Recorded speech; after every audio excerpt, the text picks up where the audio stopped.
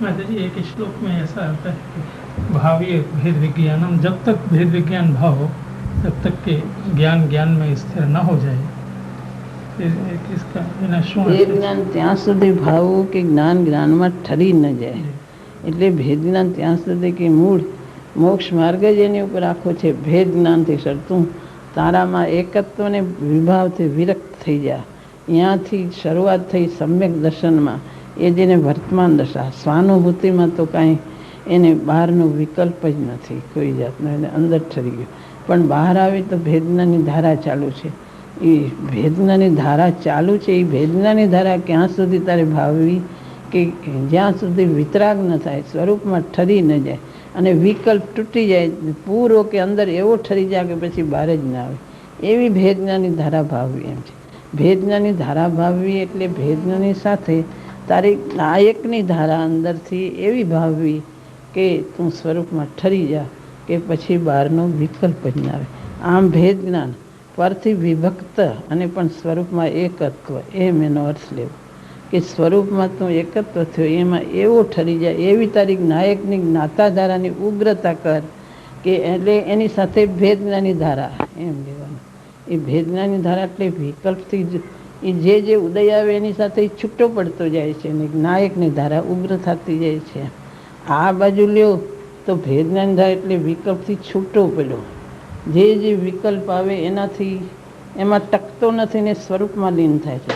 જે વિકલ્પ આવે એમાં સ્વરૂપમાં લીન થાય છે, એમાં ટકતો નથી. જુદો તો પડ્યો છે, વિશેષ જુદો પડી સ્વરૂપમાં લીન થાય છે, પણ એમાંય ઉગ્રતા તરફ નાયકની ઉગ્રતા, સ્વરૂપની લીનતાની ઉગ્રતા તું એવી કર, એવી ચારિત્ર દશા પ્રગટ કર કે પછી બહાર જ ના આવવું પડે. અને આમ લેવાનું ભેદ જ્ઞાની ધારાની ઉગ્રતા, એવો એનો અર્થ છે. કે પોતાનું તો અસ્તિત્વમાં શું પ્રગટ થયું, વિકલ્પથી જુદો પડ્યો તો અહીં શું પ્રગટ થયું કે આ એક નાયકની નાયક ધારા પ્રગટ થઈ.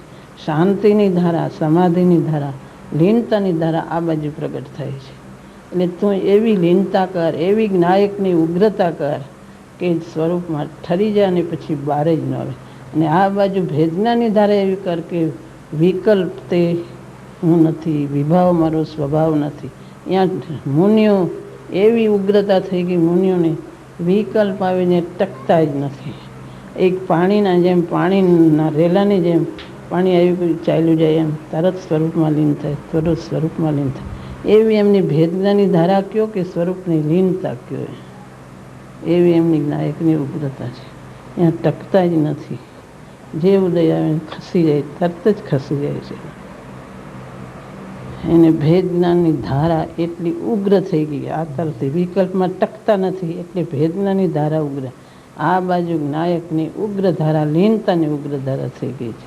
સ્વાનુભૂતિની ધારા ઉગ્ર થઈ ગઈ છે, એ તરત સ્વાનુભૂતિમાં જાય છે.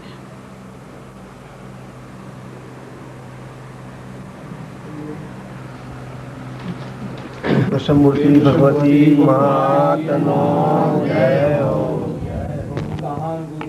જયંતિ મહોત્સવનો જય હો. માતાજીની અમૃત વાણીનો જય હો. 97મી જન્મ જયંતિ મહોત્સવનો જય હો.